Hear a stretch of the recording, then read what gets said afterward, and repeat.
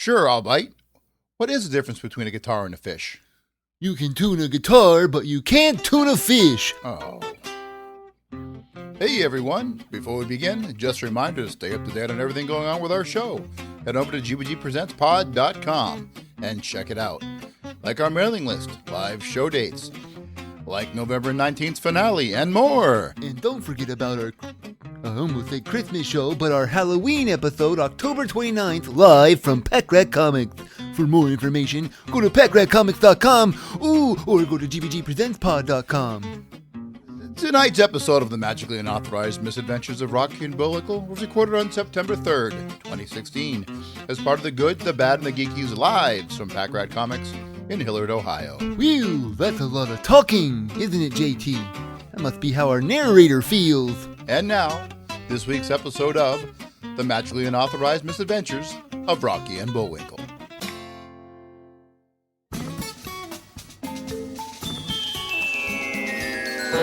A thunder of jets and an open sky, a streak of gray and a cheerful... Hi, everybody!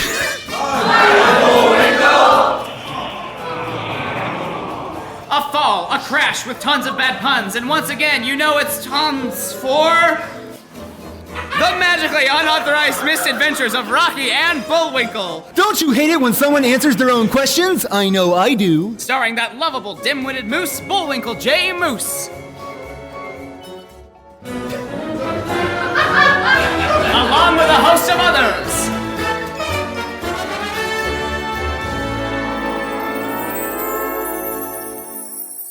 You may remember that last time our hero Bullwinkle was left to his own means and felt as alone as Kylo Ren was in Star Wars: The Force Awakens. That's because most of his life he's been solo. Holy crap. And the audience probably thought they'd get a joke about Adam Driver. Sometimes you just need to drive it home, and thank goodness we didn't criticize Pac-Man. We hadn't waka-waka-waka'd in his shoes. Good God. Anyway, Bullwinkle needed to waka his way to North Carolina to get the sample of Upsidaisium to the IUPAC, which also stands for the International Union of Pure and Applied Chemistry. Well, that's a long name. Good thing you only have to say it once, and not every episode of our show. To be frank... You know, Frank, some writers would just keep making you say, what was it again? The IUPAC. Which stands for what? The International Union of Pure and Applied Okay, I see what you did. And you without your glasses. Okay. For Pete's sake. Is he having a bad go of it today, too? Bullwinkle has to get to that place I refuse to say again because I've said it already, and it gives me a headache. It's near 3 major research universities: Duke, North Carolina State, and the University of North Carolina. The U of North Carolina, NC State, and Duke, all are some of the vital enemies of my alma mater. What's the matter, you? Oh, it's a slight headache. Thanks for asking.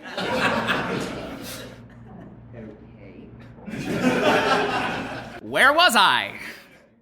Oh yes, Wasamata U, the university that happened to stumble upon Rocky and Bullwinkle's trademark throw, the alley-oop. Anytime Bullwinkle would launch Rocky to save the day, he would always announce, Alley! With the plucky squirrel saying, oop. One day after performing such a feat, Rocky and Bullwinkle were scouted and given a full ride to Wasamata U. Outside of Fearless Leaders, Mud City Wranglers, their arch rivals were Duke and the Tar Heels. But oh, we always thought it was offensive to Rams everywhere. But now you tell me. As the audience ponders the placement of a ram... Tell me about it. It's like we crammed him in the episode, didn't we? Okay, Bullwinkle realized he was only an hour or so from his destination. You know, people always think that being tall means you can walk faster there, but that really only works if you don't have a short back. Oh my God. You're welcome. How did you and Rocky get through all those adventures together so quickly? Well, we ran. Because of course you did. If only there was a way to get there faster. You know, this reminds me of a poorly dressed man on a tricycle and a well-dressed man on a bicycle trying to get to the same place, and that the poorly dressed man got there faster. Wait, how did he get there? What was the difference? A tire.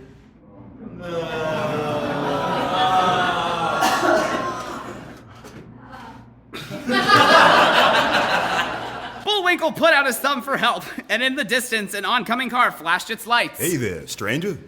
Howdy there. I'd say stranger or maybe this is deja vu, but this seems familiar. Then again, it's just me. How long has this deja vu been going on? All my life. How long ago did this start? Currently, it feels like 1 minute. So, how long has this deja vu been going on?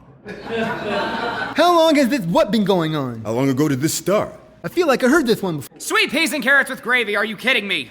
How long did you say this was going on again? Because maybe you need a doctor. You know, my friend Rocky always told me to never take unsolicited advice. Okay, you need a ride? Says the large bear with his suit jacket and tie. Oh boy, do I! Where you going? Some triangle place. Hey, that sounds exactly like the place I'm going to. Hop in.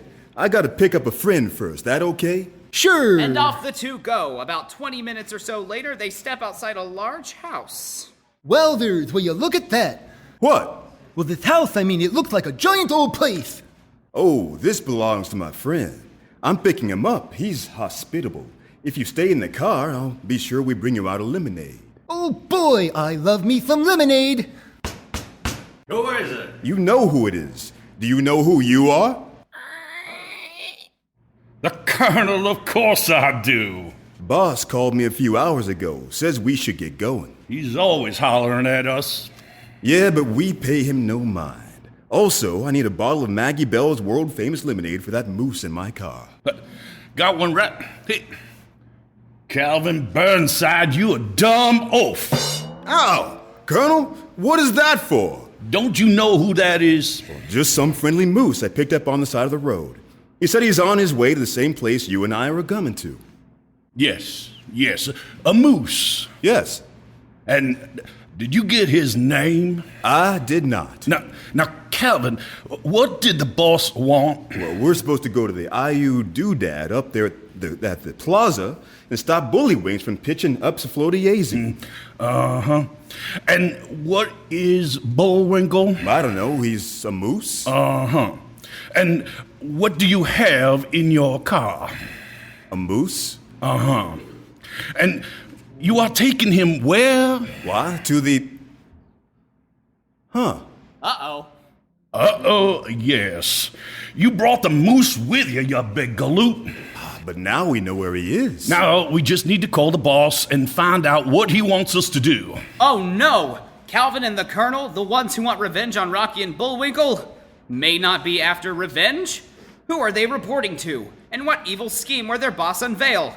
Or will we check back up with Rocky? Find out next time in the magically unauthorized misadventures of Rocky and Bullwinkle called Fiddle Me This, or The Big Double Cross.